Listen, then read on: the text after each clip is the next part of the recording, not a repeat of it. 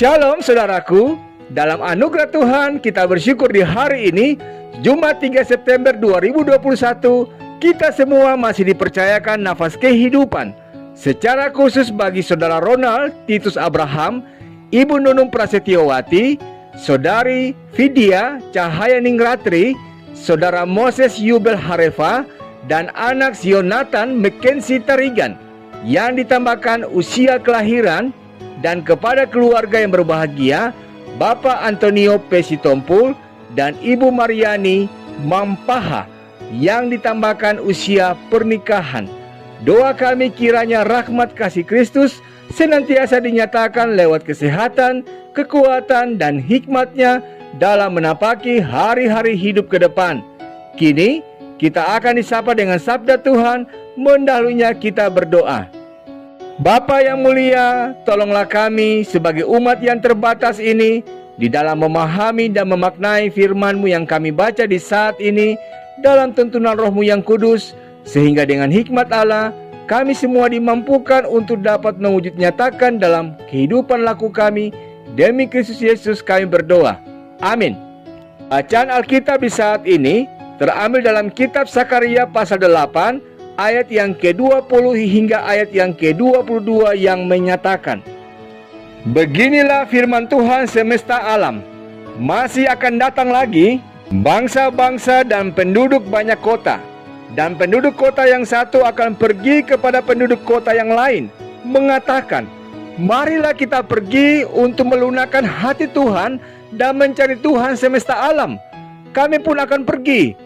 Jadi banyak bangsa dan suku-suku bangsa yang kuat akan datang mencari Tuhan semesta alam di Yerusalem dan melunakkan hati Tuhan. Demikianlah sabda Tuhan.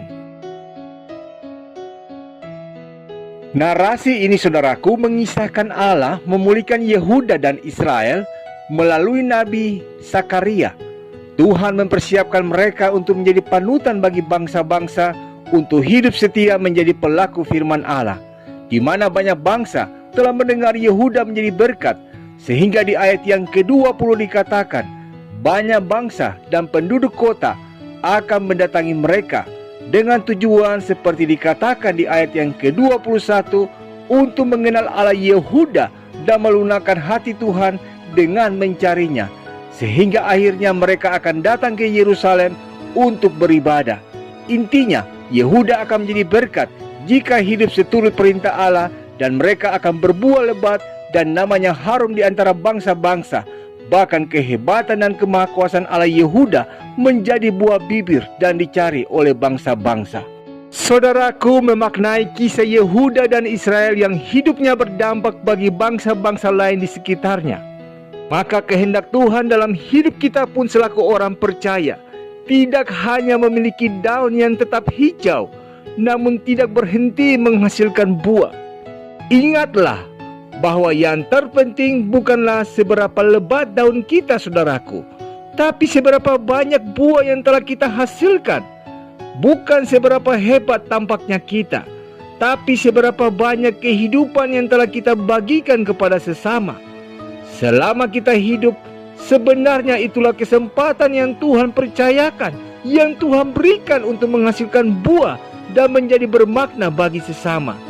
Melalui kepedulian sosial, kasih yang nyata, dan tindakan konkret dalam kehidupan kita sehari-hari, sesungguhnya kita sudah mempermuliakan Tuhan melalui buah kehidupan yang kita bagikan. Amin. Sahabat Maturia Ministry, mengakhiri perenungan di saat ini, mari kita berdoa. Tuhan Yesus, terima kasih untuk kehidupan yang dipercayakan bagi kami di hari ini, dan untuk sabda-Mu yang mengingatkan kami untuk dapat memaknai kesempatan usia yang masih Tuhan karuniakan untuk menghasilkan buah kehidupan bagi sesama dan untuk kemuliaan nama-Mu. Berilah kami iman yang hidup, harapan yang kuat, cinta yang tulus, dan kiranya segala kata dan laku kami menyenangkan hati-Mu. Demi Kristus Yesus kami berdoa. Amin. Selamat pagi saudaraku. Ingatlah, waktu terus bergulir. Tak sekedar daun yang lebat dan tetap hijau, tapi buah kehidupanlah yang Tuhan tuntut dari hidup kita. Semoga sisa usia kita menjadi berkat dan bermakna bagi banyak orang. Selamat beraktivitas, Tuhan Yesus memberkati.